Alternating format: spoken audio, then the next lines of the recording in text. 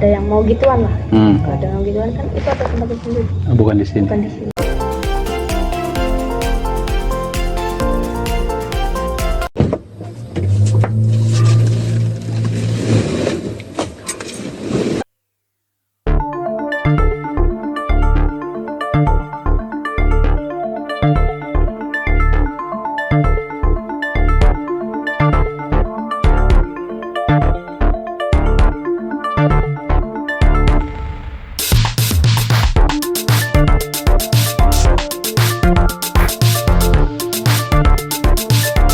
Tulung Agung, sebuah kabupaten di Jawa Timur yang merupakan daerah penghasil marmer terbesar di Indonesia.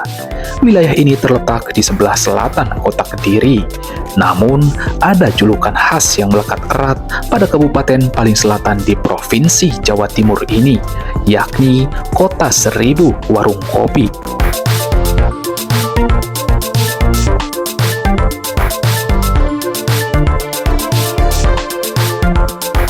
Di Tulung Agung, warung kopi merupakan tempat nongkrong yang jamak ditemui hampir di setiap sudut kota.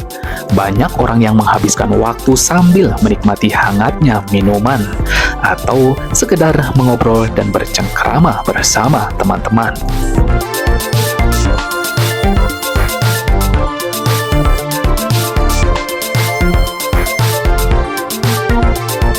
Saya melakukan penelusuran dan ingin mencoba mencicipi aroma nikmat yang ditawarkan oleh warung kopi di kota ini.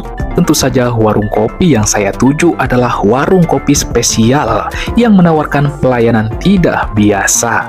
Pelanggannya pun pasti kaum laki-laki.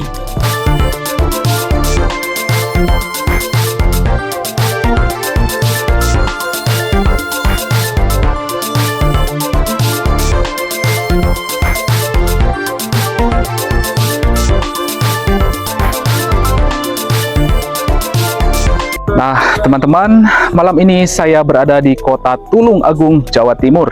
Di kota ini terdapat tempat minum kopi, namun bukan tempat minum kopi biasa. Orang-orang menyebutnya dengan kopi pangku.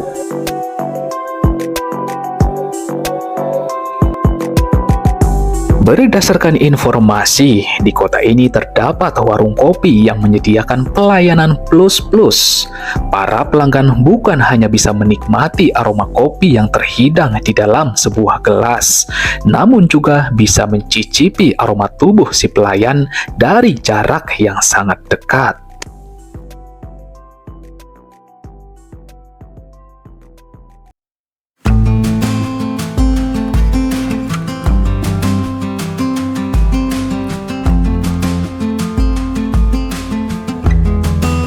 Warung kopi ini tentu tidak terbuka secara terang-terangan.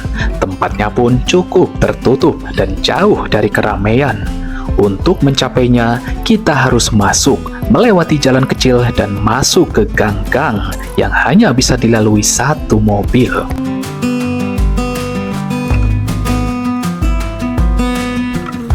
Saya cukup kesulitan menemukan warung kopi yang dimaksud. Berdasarkan petunjuk Google Map, warung ini berada di sebuah gang yang berbaur dengan pemukiman penduduk. Namun setelah berputar-putar mencari titik lokasi, keberadaan warung kopi pangku tidak juga ditemukan.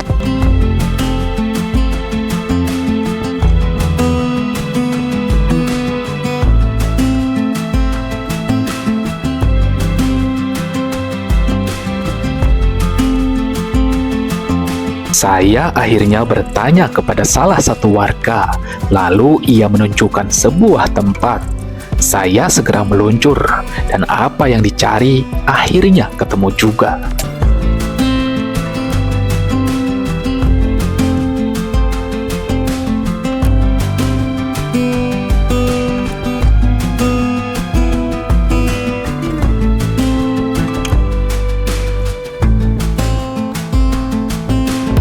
Warung kopi ini memang cukup tertutup.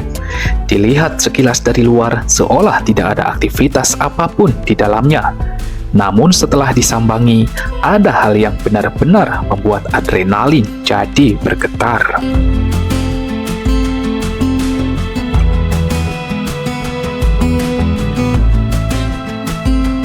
Di warung kopi ini terdapat pelayan wanita yang masih muda dengan pakaian seksi menggoda.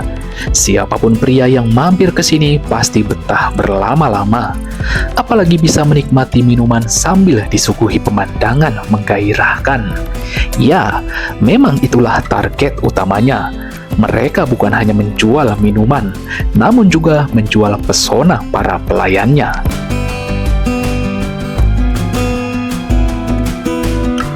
Berdasarkan pengakuan salah satu pelayan, kita tidak hanya bisa memesan kopi dan minuman, namun juga bisa memesan mereka untuk menemani bernyanyi di ruang karaoke, atau bisa juga diajak kencan di luar, tergantung kesepakatan. Per jam. Per jam 70. Per jam. Itu cuma roomnya apa sama udah? Sama artinya. Udah. Udah.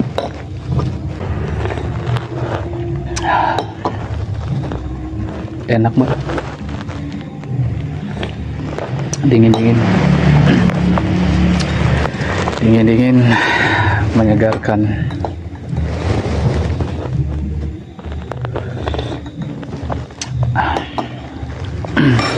Udah mau tutup ya? Iya, ini kan hitungnya 3, jadi tidak sulit. Oh gitu. 2 jam, sebentar lagi. Tapi kita nggak diusir kan? Enggak lah.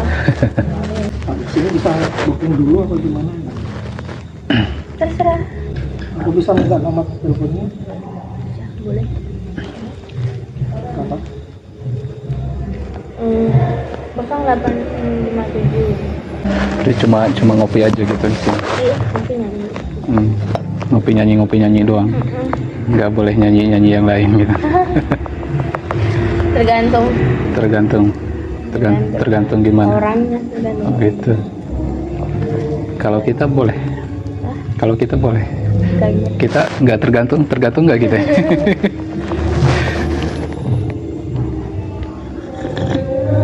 Tergantungnya gimana Mbak? Ya tergantung orangnya sih. Kalau prinsip aku ya, prinsip aku sih kalau nyanyi ya nyanyi. Kalau yang kan ada itu, kalau ada yang mau gituan lah. Kalau ada yang mau gituan kan itu ada tempat sendiri. Bukan di sini. Bukan di sini. Di mana? Karena di sini cuma nyanyi. Oh, Bisa lanjut di luar maksudnya? ya, lanjut dulu.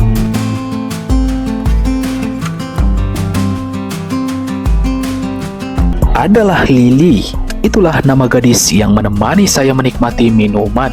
Dari bibirnya mengalir deras beberapa pengakuan, sambil mulutnya terus menyemburkan asap rokok. Lili bercerita bahwa ia telah 2 tahun bekerja di tempat ini. Lili juga sering menemani tamu untuk bernyanyi di ruang karaoke. Namun sayang, waktu sudah hampir tengah malam, artinya warung akan segera tutup dan saya tidak bisa berlama-lama lagi. Perempuan yang melayani pun cuma 1, jadi saya tidak punya kesempatan mengobrol lebih banyak. Saya pun bergegas pulang, meski rasa kepenasaranan ini sebenarnya belum begitu tuntas. Saya belum bisa mengorek banyak fakta tentang warung kopi Pangku. Meski begitu, saya berhasil mengungkap sedikit realita, bahwa kehidupan ini sungguh banyak sekali dinamikanya. Hal-hal yang bersifat wajar bisa menjadi di luar nalar. Usaha-usaha untuk menggait banyak pelanggan ternyata bisa dipoles dengan cara-cara yang mendekati kemaksiatan.